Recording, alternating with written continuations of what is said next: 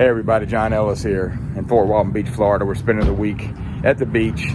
Wanted to give you a BEV guy tip to our BEV Everything family, a division of the Automotive Advisor team. Another pro tip to help reduce range anxiety, which we know is real. We're not going to make any bones about that.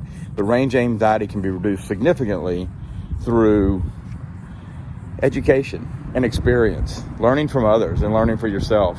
I just wrote an article this week about climate conditions and how it doesn't have to impact your range hardly at all if you know what behaviors to deploy, and then of course you're experienced enough, you've learned that so that it becomes second nature.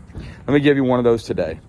We're in Fort Walton. There's no DC fast charger for Tesla in Fort Walton. There's a couple of destination chargers that are a few miles away, but we know how convenient those can be.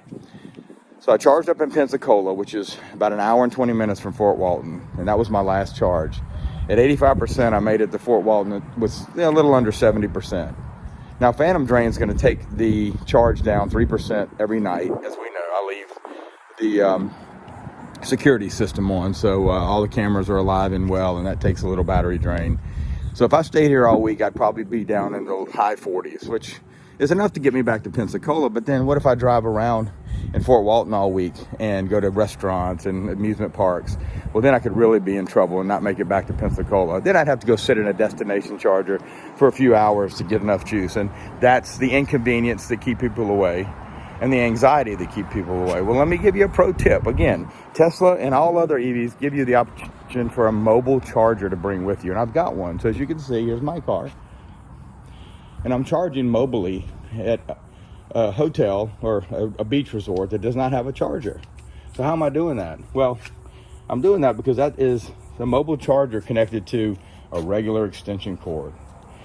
And most people write about, the people that don't know, even industry experts in trade magazines that are old and experienced and reputable, say the wrong things. So let me show you fact, not fiction. This is my mobile charger. As you can see, it's green and lit up. It's connected to a regular extension cord, which is a 110, right? So that's a 110 volt. We'll go around here. I've got the extension cord. There's multiple outlets here. I can park anywhere and do this.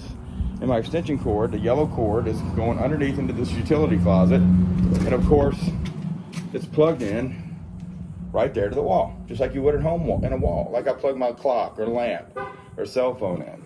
So you see that, right? Now you're thinking, well, I read that's useless, ineffective, John, it doesn't work. Well, let me give you a real world example.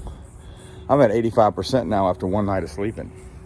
So I went from 59%, because we went and got some food last night, charged up from 3 p.m. yesterday afternoon to 7:30 a.m. this morning. So, I mean, it's quite a long time, but I was enjoying the day in my beach resort. I wasn't waiting for the charger. And now I'm at 85%, which is where I stopped it. And I'm going to keep it charged in because I'll keep climate control on. I wrote about that in my article this week. Go take a look at it on BEV Everything in LinkedIn.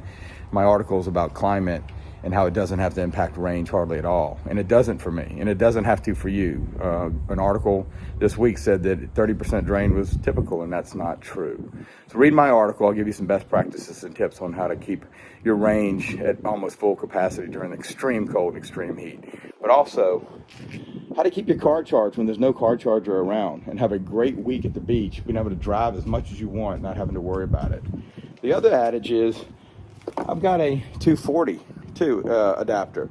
That's as fast as anything I have at home. That's a level 2 charger. And what that'll do is charge my car in 3.5 to 4 hours full charge, instead of maybe this will charge 20% every 8 to 10 hours, which is good. That's how much I sleep, and that's how much I'll drive during the day while I'm out at the beach, and give me plenty of juice to get back to the level 3 charger in Pensacola. So I'm in great shape here. No anxiety, no worry that my car is going to die. Now listen, if I wasn't doing this, I'd be very worried. If I didn't know to do this, if I didn't ask the hotel to charge, where can I plug in? If I was embarrassed or thought it was insignificant, the level 1 charge is what this is called at a 110, then I'd be in big trouble right now. The point is education, understanding, experience, best practices, and myth busting is how we get EV adoption up, and understand that these cars are just as easy to own and drive as an ICE engine. I hope I've helped you here today. This is a great best practice So is my spare tire in there. As you can see, I bought that myself with the proper equipment to jack this car up myself and get it back on the road before I have to wait hours for a service vehicle in the middle of nowhere. So there's many things that I've reported on. I hope you go see more videos and subscribe, please. I'll have many more for you. All right, until we talk next time, keep it electric.